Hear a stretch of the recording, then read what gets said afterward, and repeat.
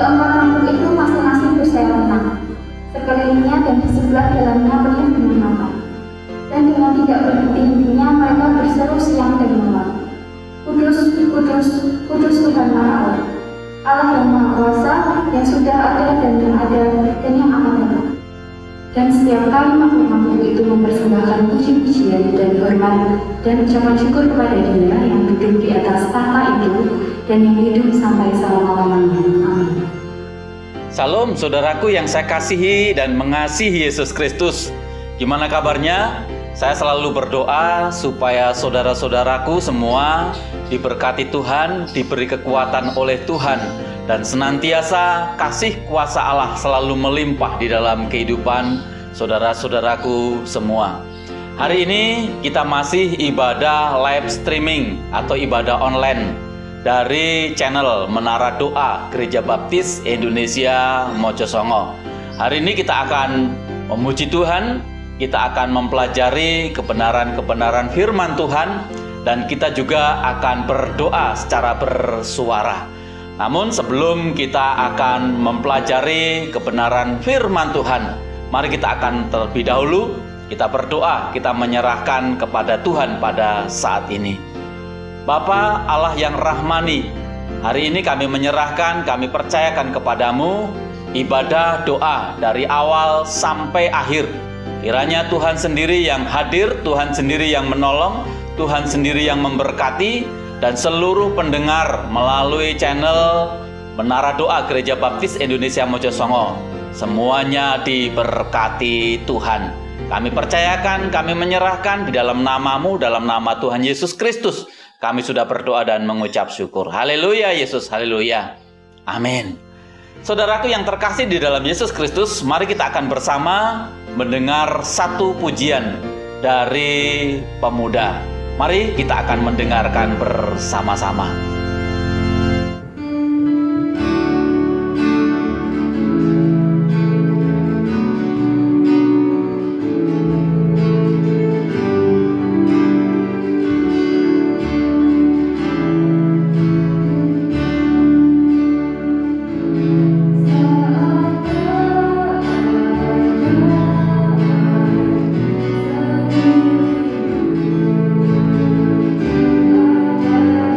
Thank you.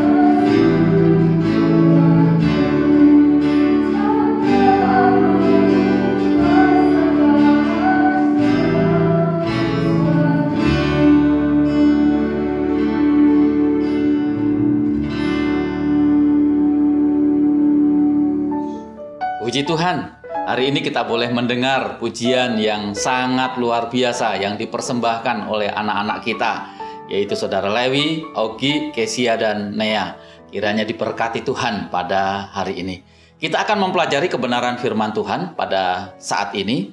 Kita akan berdoa sekali lagi, kita menyerahkan kepada Tuhan pada hari ini. Bapa, hari ini mengucap syukur, pakai hamba-Mu untuk menjadi saluran berkat. Pakai seluruh pendengar pada hari ini, sehingga seluruh pendengar dari Menara Doa Gereja Baptis Indonesia Mojosongo diberkati Tuhan. Urapi dengan kuasa Roh Kudus-Mu, dan firman Tuhan dimeteraikan di dalam kehidupan kami. Dalam nama-Mu, dalam nama Yesus, kami sudah berdoa. Haleluya Yesus. Amin. Saudaraku yang saya kasih dan mengasihi Yesus Kristus, pada hari ini kebenaran firman Tuhan bertemakan doa yang penuh keyakinan, besar kuasanya. Diambil dari 2 Raja-Raja, pasal yang ke-20, ayat yang pertama sampai ayat yang ke-6. Saya akan membacakan untuk saudara firman Tuhan dari 2 Raja-Raja, pasal yang ke-20, ayat pertama sampai yang ke-6. Beginilah kebenaran firman Tuhan. Pada hari-hari itu, Hizkia jatuh sakit dan ia hampir mati. Lalu datanglah Nabi Yesaya bin Amos dan berkata kepadanya, "Beginilah firman Tuhan, sampaikanlah pesan terakhir kepada keluargamu, sebab engkau akan mati, tidak akan sembuh lagi." Lalu Hizkia memalingkan mukanya ke arah dinding dan ia berdoa kepada Tuhan. "Ah Tuhan, ingatlah kiranya bahwa aku telah hidup di hadapan-Mu dengan setia dan dengan tulus hati, dan bahwa aku telah melakukan yang baik di mata-Mu." Kemudian menangislah Hizkia dengan sangat.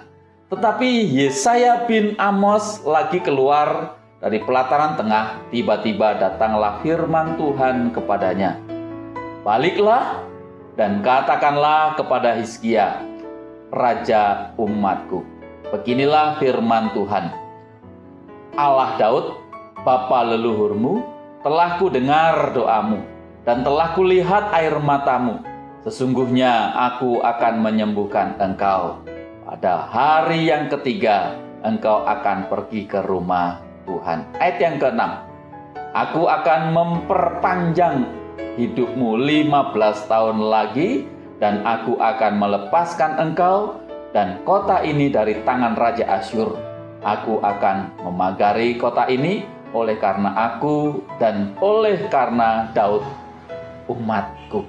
Diberkatilah kiranya kebenaran firman Tuhan pada hari ini. Saudara yang saya kasih dan mengasihi Yesus Kristus, Hizkia mempunyai suatu problema, permasalahan yang sangat-sangat pelik dan mungkin sulit untuk dihadapi. Tetapi Hizkia pada saat itu, ia dibesarkan di tengah-tengah keluarga yang tidak menguntungkan. Dibesarkan di tengah-tengah lingkungan yang tidak mendukung ia untuk hidup setia kepada Tuhan. Maraknya penyembahan-penyembahan berhala, maraknya orang-orang pada zaman itu, mereka tidak mau kembali kepada Tuhan. Karena seolah-olah doa mereka tidak dengar oleh Tuhan. Seolah-olah pada saat itu Tuhan itu sudah meninggalkan, Tuhan itu sangat jauh sekali. Termasuk pada saat itu ayahnya yang bernama Raja Ahaz dan istri bernama Abi atau Abia. Mereka juga ikut menyembah berhala. Tetapi Hizkia pada saat itu hatinya masih terbuka untuk Tuhan. Hizkia tidak ikut dengan orang-orang sejamannya pada saat itu. Hizkia tidak menyembah kepada berhala. Bahkan ia sangat-sangat berbeda dengan ayah dan ibunya, Ahaz dan Abia. Sangat berbeda. Karena pada saat itu Abia ini mereka menyembah berhala. Saudaraku yang saya kasihi dan mengasihi Yesus Kristus, di mata Tuhan, Hizkia ini lebih jauh, lebih baik. Sebab ia melakukan kesetiaan ibadah kepada Tuhan. Ia melakukan apa yang benar di mata Tuhan. Ia selalu melakukan, mencontoh, mengingat leluhurnya, yaitu Abraham, Ishak, dan Yakub. Ini yang dikerjakan oleh Hizkia pada saat itu. Sehingga Hizkia memutuskan hidup benar, hidup taat, hidup setia kepada Tuhan. Hizkia mempunyai komitmen yang luar biasa. Ia mempunyai komitmen menghormati leluhurnya. Ia punya komitmen untuk tetap menyembah kepada Allah.